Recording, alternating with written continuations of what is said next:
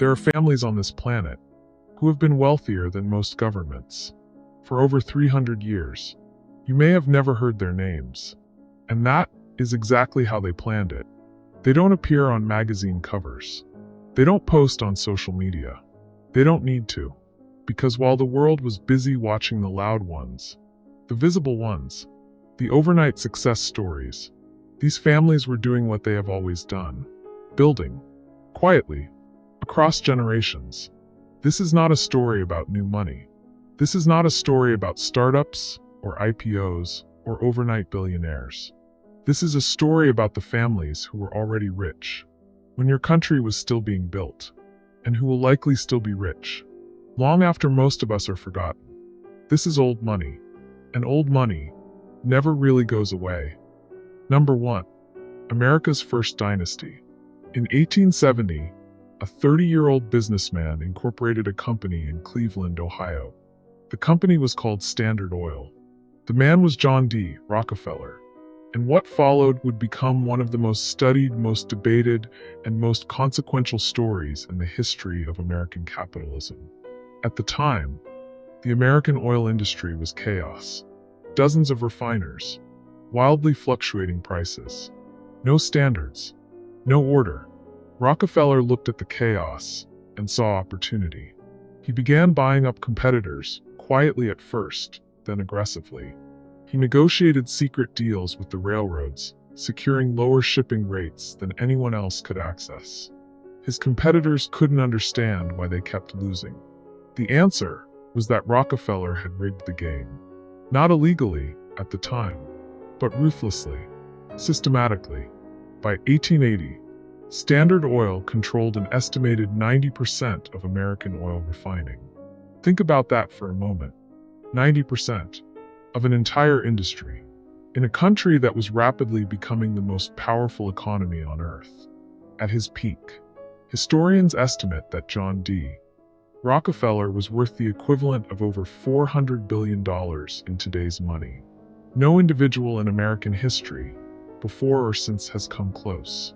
In 1911, the United States Supreme Court ruled that Standard Oil was an illegal monopoly and ordered it broken up into 34 separate companies. It was supposed to be a defeat. It wasn't. Rockefeller owned shares in all 34 successor companies. When they were listed separately on the stock market, the combined value of those shares was worth more than Standard Oil had been as a single entity. The breakup made him richer. But here is what makes the Rockefeller story genuinely remarkable for our purposes. John D. Rockefeller died in 1937, and the family is still here. Not faded, not irrelevant, not a historical footnote. Still here. The Rockefeller family today is estimated to include over 200 living descendants. Through Rockefeller Capital Management, Rockefeller Philanthropy, and a network of family trusts and foundations, the family remains a significant force in American finance and public life. The Rockefeller Foundation has given away billions of dollars since its founding in 1913. It helped fund the development of penicillin, contributed to the eradication of hookworm across the American South, and shaped global public health policy for over a century. John D. Rockefeller himself once said that making money was a gift from God, and that spending it wisely was the obligation that came with it. Whether one agrees with how he made it, the obligation he appears to have taken seriously. The family has navigated scandal, public fury, antitrust legislation, and the complete transformation of the global energy landscape. And still the name endures. That is the first lesson of old money. It is not just about accumulation. It is about architecture, building structures that outlast the person who built them. Number 2, the Wallenbergs. The family Europe forgot to notice. Ask most people to name the most powerful family in Europe. They will say Rothschild. They may say Windsor. Very few will say Wallenberg. And that is precisely how the Wallenbergs prefer it. The Wallenberg family of Sweden has operated near the center of European finance and industry for over 180 years. And for most of that time, they have done so in almost complete silence. The story begins in 1856, when Andre Oskar Wallenberg founded Stockholm's Enskilda Bank. It was one of the first modern commercial banks in Sweden, and it became the foundation of something extraordinary. Over the following century, the Wallenbergs used that bank and the capital it generated to build ownership stakes across the Swedish industrial economy. Today, the family controls its empire through a holding company called Investor AB. And the reach of that holding company is staggering. Through Investor AB, the Wallenberg family has historically held significant stakes in companies including ABB, Atlas Copco, Ericsson, Saab, and AstraZeneca. To put that in perspective, these are not small companies. These are the companies that built the modern Swedish economy: aircraft, pharmaceuticals, telecommunications, engineering. Some historians and financial analysts suggest the Wallenberg family has at various points had influence over companies that collectively represent a significant share of the entire Stockholm Stock Exchange. In a country of 10 million people, the implications of that are difficult to overstate. But what is perhaps more interesting than the scale is the philosophy. The Wallenberg family motto, passed down through generations, is said to be "Esse non videre," to be and not to be seen. It is a philosophy that stands in almost complete contrast to the age of social media, personal branding, and performative wealth. The Wallenbergs have never sought the spotlight. They have sought influence. And the difference between those two things is something old money understands very well. The family has also produced one of the most celebrated humanitarian figures of the 20th century, Raoul Wallenberg. During the Second World War, Raoul Wallenberg was sent to Budapest as a Swedish diplomat. What he did there was extraordinary, working with extraordinary personal courage. He issued protective passports to tens of thousands of Hungarian Jews facing deportation to Nazi death camps. He is credited with saving the lives of an estimated 100,000 people. In January 1945, he was arrested by Soviet forces and disappeared into the Soviet prison system. He was never seen again. His fate remains one of the unresolved mysteries of the 20th century. The Wallenberg name carries his memory alongside its business legacy. A family that built quietly, gave heroically, and lost one of its own to the chaos of history. They're still building today.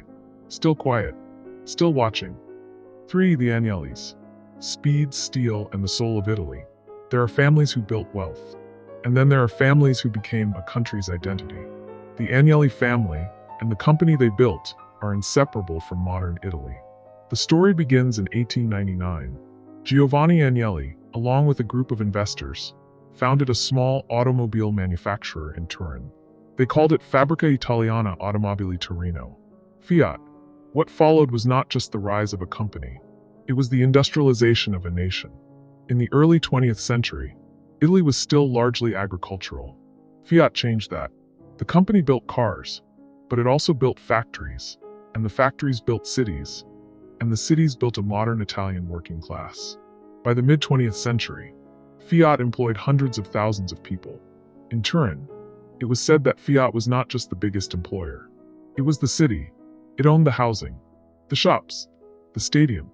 Juventus Football Club, one of the most famous and successful clubs in the world, has been historically linked to Agnelli family ownership for nearly a century. Giovanni Agnelli II, known as L'Avvocato, the lawyer, became one of the most recognizable figures in European business in the latter half of the 20th century. He was famous not just for his business acumen, but for his style. He wore his watch over his shirt cuff, a fashion choice so distinctive that it became a signature. He was friends with presidents and royalty. He hosted the powerful at his villa, his yacht, his ski chalet at Sestriere. He embodied something the Italians have a word for: sprezzatura, the art of making the difficult look effortless. L'Avvocato died in 2003, and the family faced what many dynasties face at such a moment: the question of what comes next. The answer was consolidation. Through a holding structure called EXOR, the Agnelli family has maintained significant ownership stakes across a remarkable range of enterprises. Ferrari, Stellantis, one of the world's largest automobile groups, The Economist magazine, Juventus, and through investments and acquisitions, the family has continued to expand internationally. Some analysts suggest the Agnelli family, through EXOR, controls assets worth tens of billions of euros. They have moved from being an Italian family to being a global one, but the soul of the story remains in Turin, in the roar of a Ferrari engine, in the black and white stripes of Juventus, in the particular Italian genius for making things beautifully. 4. The Kadoories. From Baghdad to Hong Kong, the long journey of an empire. This is perhaps the least known story on this list, and in many ways, it is the most remarkable. The Qadori family traces its roots to Baghdad, in what is now Iraq. In the 19th century, members of the family were part of a broader migration of Sephardic Jewish merchants who moved eastward, following the trade routes that connected the Middle East to South Asia and beyond. The family eventually settled in Shanghai, and then in Hong Kong. And it was in Hong Kong that something extraordinary happened. Eli Qadori, and later his sons Lawrence and Horace, built a business empire that would come to define the infrastructure of an entire city. The Qadoris owned CLP Holdings, one of Hong Kong's two major electricity providers. They own the Peninsula Hotels Group, one of the most prestigious luxury hotel brands in the world. The Peninsula Hong Kong, opened in 1928, remains to this day one of the great hotels of Asia. Guests have included royalty, heads of state, and some of the most famous names of the 20th century. But what is striking about the Qadori story is not just the scale of what they built. It is the resilience with which they built it. During the Second World War, Hong Kong was occupied by Japanese forces. The Qadori family's businesses were seized.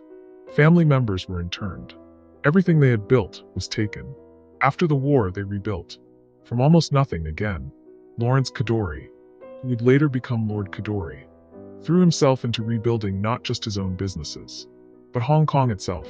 He is particularly remembered for a project called the Rural Electrification Scheme, an effort to bring electricity to the villages and farms of the new territories. This was not purely philanthropic. It was also strategic, but the effect was transformative. Communities that had lived without reliable power were connected to the modern world. The Qadoris understood something that the best old money families always seem to understand, that the surest way to protect your own prosperity is to ensure the prosperity of the place you call home. Today, the Qadori family remains one of the most significant business families in Hong Kong. In a city that has faced enormous political and economic uncertainty in recent years, they have continued to navigate, as they always have, carefully, quietly, and with the patience of a family that has already survived more than most. Number 5. The Wendels. 300 years and still counting. If the Rockefellers represent American industrial power, and the Wallenbergs represent European strategic silence, then the Wendels represent something else entirely. Endurance. Raw, stubborn, extraordinary endurance. The Wendell family history in French industry stretches back to 1704. 1704. That is not a typo. The family has been in business continuously for over 300 years. They began in iron and steel in the Lorraine region of northeastern France. Jean-Martin Wendell established forges in the area in the early 18th century, and the family built on that foundation for generations. Through the French Revolution, they survived. Through the Napoleonic Wars, they survived. Through the Franco-Prussian War of 1870, when the Lorraine region was annexed by Germany, they survived. Through the First World War, when their factories were again caught in the conflict between France and Germany, they survived. Through the Second World War, they survived. Through nationalization of the French steel industry in the 1970s and 1980s, they survived. The Wendell family story is not one of continuous triumph. It is one of continuous adaptation. Each time the world around them changed, they changed with it. When their steel empire was nationalized, they didn't disappear. They reinvented themselves as an investment company. Today, Wendell SE is a publicly listed investment group with significant stakes in companies across Europe and beyond. The family remains the largest shareholder. Some analysts suggest the Wendell family's combined wealth, across various holdings and family branches, runs to several billion euros. For a family whose original fortune was built on iron forged in the forests of Lorraine 3 centuries ago, that is a remarkable statement. But perhaps more remarkable is what the Wendell story tells us about time. Most businesses think in quarters.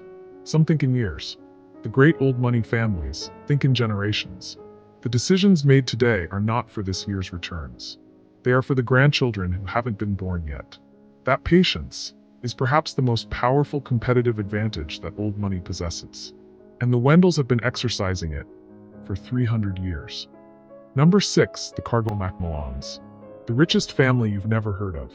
We have saved the most extraordinary for last, because this is a family that most people have genuinely never heard of. And yet, by almost any measure, they are one of the wealthiest families on earth. The Cargill family and the Macmillan family, who are connected through marriage, are the primary owners of Cargill Incorporated. Cargill is the largest privately held company in the United States. It is one of the largest privately held companies in the world, and almost nobody outside of business circles knows it exists. Cargill was founded in 1865 by William Wallace Cargill, a young man who bought a grain flat house in Iowa at the end of the American Civil War. A grain flat house is a warehouse where farmers store their grain before it is sold. It was a simple, unglamorous business. But grain, it turned out, was not unglamorous at all. Grain was, and remains, the foundation of the global food supply. Cargill today operates in over 60 countries. It trades in grains, oilseeds, sugar, cocoa, and dozens of other agricultural commodities. It processes meat. It produces animal feed. It makes chocolate ingredients. It trades in financial instruments linked to agricultural markets. Some estimates suggest that at various points, Cargill has handled a significant percentage of the entire world's grain trade. The revenues of the company run to hundreds of billions of dollars annually. And yet, because it is private, it tells the public almost nothing. No quarterly earnings calls. No shareholder letters. No press conferences. The company operates largely in silence. And the family operates in even deeper silence. There are no Cargill-MacMillan celebrities. No famous socialites. No political figures bearing the name. Just wealth. Extraordinary, almost incomprehensible wealth. Held quietly across multiple generations of two intertwined families. Some financial analysts and journalists who have attempted to study the family's finances suggest that the combined wealth of the Cargill-MacMillan family runs to tens of billions of dollars, distributed across dozens of family members, none of whom appear on the typical lists of the world's richest people, because those lists largely focus on publicly visible wealth. This is old money at its most extreme. Not just quiet, invisible. The Cargill-MacMillan story is perhaps the purest expression of something that runs through all 6 of the families in this story. The understanding that visibility and power are not the same thing. That the loudest person in the room is rarely the most powerful. And that the most durable fortunes are often the ones nobody is looking at. So what connects these 6 families? A Swede and an Italian, an American oilman and a family from Baghdad, a French iron dynasty, and a grain empire from the American Midwest. They are different in almost every way. Different countries, different industries, different cultures, different centuries. But the same threads run through all of them. The first is patience. Every one of these families has survived moments that would have destroyed a lesser institution. Wars, revolutions, nationalizations, economic crashes, personal tragedies. They survived because they were built to survive. Not to win in a single decade, but to endure across many. The second is adaptation. Old money does not mean old thinking. The Rockefellers moved from oil to philanthropy to capital management. The Wendels moved from steel to investment. The Agnellis moved from Italian automobiles to global holding empire. Each generation faced a world their parents did not recognize. And each generation found a way. The third is structure. These families did not keep their wealth in a box. They built holding companies' foundations, trusts, family offices. Structures designed to survive the death of any individual, and to carry the wealth forward intact to the next generation. That is perhaps the most underappreciated element of how old money works. It is not about individuals. It is about systems. And the fourth, perhaps the most quietly powerful of all, is the decision about visibility.